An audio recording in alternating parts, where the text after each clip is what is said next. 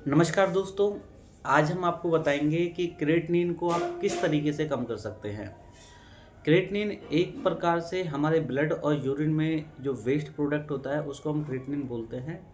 जब कभी भी शरीर में क्रेटिनिन की मात्रा काफ़ी ज़्यादा बढ़ जाती है तो इंसान की किडनी खराब होना स्टार्ट हो जाता है।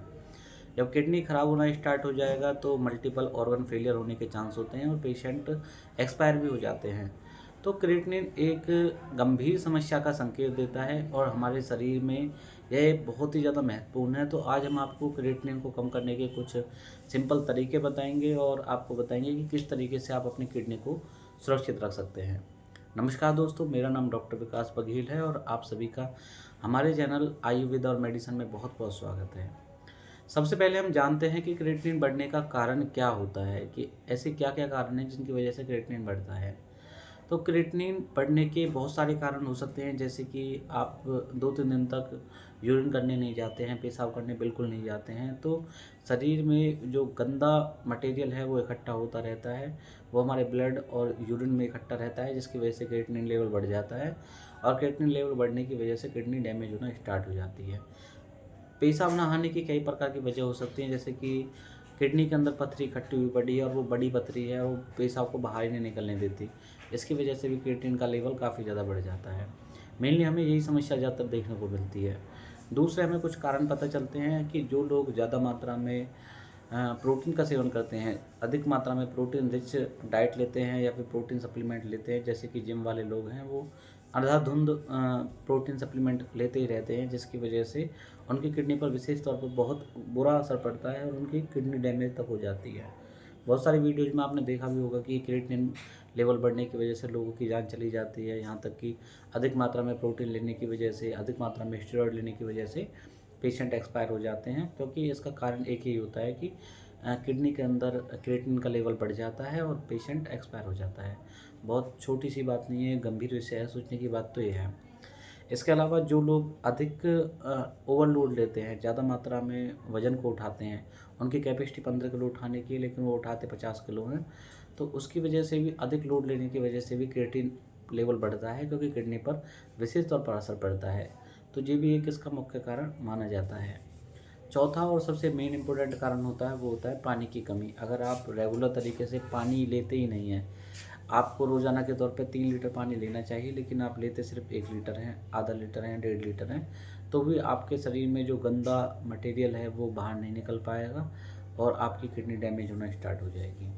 तो ये 4 मुख्य कारण इसके पता चलते हैं, हालाँकि बहुत सारे और भी कारण हो सकते हैं, लेकिन 4 मेन और इम्पोर्टेंट कारण मैंने आपको बताए हैं। एक कारण हम मान सकते हैं कि किसी का लिवर ख़राब है, लिवर ख़राब होने की वजह से किडनी ख़राब हो गई, ये भी एक तरीके से कारण माना ही जाता है, लेकिन वो अलग से कारण है कि पहले से पेशेंट बीमारी से जूझ रहा था। अब जानते हैं इस क्रिएटिनिन लेवल को हम कम कैसे कर सकते हैं।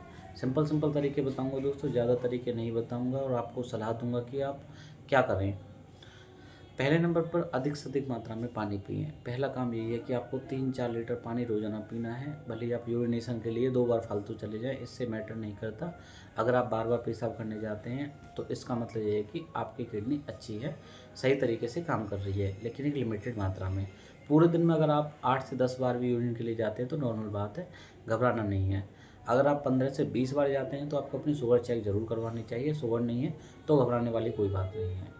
तो इस तरीके से आप, पहला और सबसे बेहतर जो मेथड है वो ये है कि पानी पीते रहें, किडनी अच्छी तरीके से काम करती रहेगी। यूरिन के लिए आप जाते रहें, बहुत अच्छा लेवल हो जाएगा क्रिएटिनिन का, कुछ और करने की ज़रूरत ही नहीं पड़ेगी आपको। सेकंड नंबर पर आप एक अपनी नमक की मात्रा कम करें। अगर आपके शरीर में सोडियम की मात्रा काफ़ी ज़्यादा हो जाएगी तो भी क्रिएटिनिन पे पूरा असर पड़ता है और किडनी खराब होने के ज़्यादातर चांस होते हैं।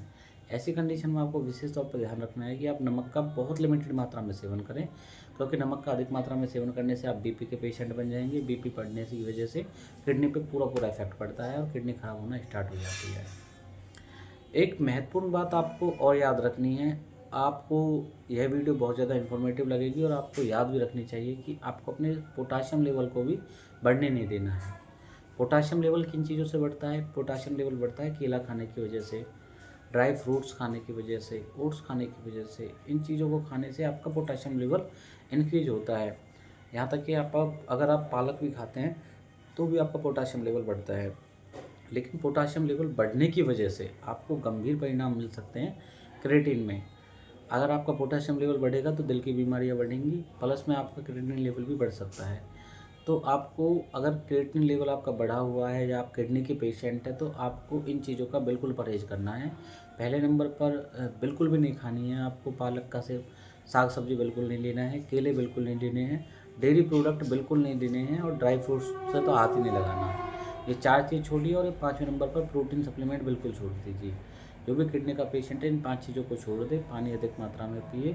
इसके अलावा आप सिंपल तरीके से आप अपने जीवन को अच्छा रख सकते हैं। आप जूस वगैरह का सेवन कर सकते हैं, लिक्विड डाइट ज़्यादा लीजिए, सेमी लिक्विड डाइट का सेवन करिए, दलिया खिचड़ी वगैरह खूब खाइए ताकि आपका पाचन भी अच्छे तरीके से हो और आपका क्रिएटिन लेवल भी बेहतर तरीके से कम हो सके। तो दोस्तों आज की वीडियो में इतना ही। यह वीडियो आपको कैसी लगी कमेंट में ज़रूर बताएं। अगर आपको वीडियो से कुछ समझने का मौका मिला है तो इस वीडियो को लाइक करें, अपने सभी दोस्तों के पास इस वीडियो को ज़रूर शेयर करें। धन्यवाद।